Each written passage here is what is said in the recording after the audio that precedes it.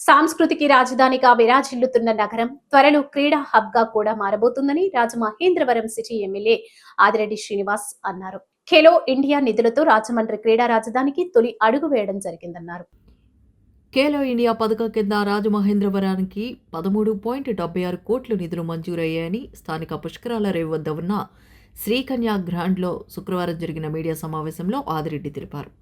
రాజమండ్రిని క్రీడా రాజధానిగా మారుస్తా, multipurpose stadium కట్టి చూపిస్తా అని ఎన్నికల సందర్భంగా ఇచ్చిన హామీ ఇప్పుడు అమల్లోకి వస్తుందని ఎమ్మెల్యే గుర్తు చేశారు. మాటిస్తే నెరవేర్చడం, ఇచ్చిన మాటకు కట్టుబడి ఉండటమే అసలైన పరిపాలనకు నిదర్శనమని పేర్కొన్నారు. రోజా, బైరెడ్డి సిద్ధార్థ్ రెడ్డి వచ్చి శిలాఫలకాలు వేశాక ఒక్క ఇటుక కూడా వేయకపోవడం వైఎస్ఆర్సీపీ పాలన వైఫల్యానికి నిదర్శనమని విమర్శించారు. ఈ నిధులు మంజూరు కావడంలో ఎంపీ దగ్గుబాటి పురంధేశ్వరి చేసిన కృషి అసాధారణమని, ఢిల్లీలో ఆమె పట్టుదలతో చేసిన ఫాలో అప్ వల్లే ఈ ఫలితం సాధ్యమైందని వివరించారు. మంజూరు చేయడంలో కానివ్వండి, హైదరాబాద్ సిటీ నియోజకవర్గంలో ముగ్గుల పోటీలే ఉదాహరణ.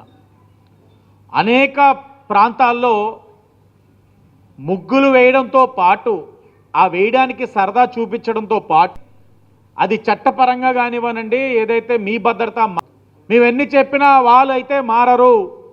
వైసీపీ వారు ఆ చిల్లరి రాజకీయాలు మానరు, పిల్ల సైకోలు మానరు, వాళ్ళ వ్యక్తిత్వాలు మానవు.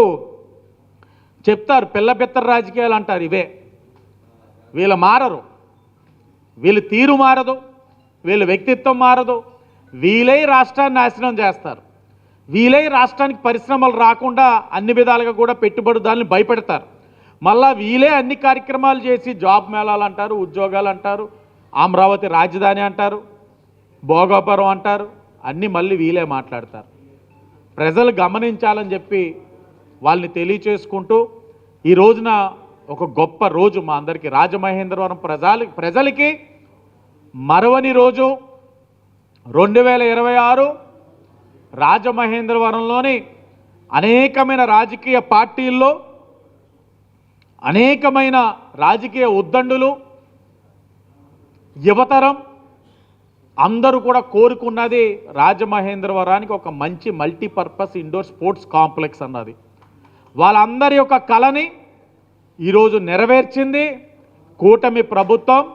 ఆ ప్రభుత్వంలో శాసనసభ్యుడిగా నేను, పార్లమెంట్ సభ్యురాలుగా అమ్మ పురంధేశ్వరి గారు ఉండడం అన్నది మా అదృష్టం.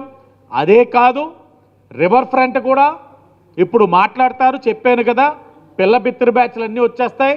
ఈ రివర్ ఫ్రంట్ నాదే, స్టేడియము నాదే, రాజమండ్రి నాదే, నేను లేని రాజమహేంద్రవరాన్ని ఊహించుకోలేకపోతున్నాను కబుర్లు మాట్లాడతారు. ఇవన్నీ ఎన్ని మాట్లాడినా పనే మాట్లాడాలి. కూటమి ప్రభుత్వం పనితోటే అందరికీ సమాధానం చెప్తాది అని కూడా ఈ సందర్భంగా తెలియచేస్తూ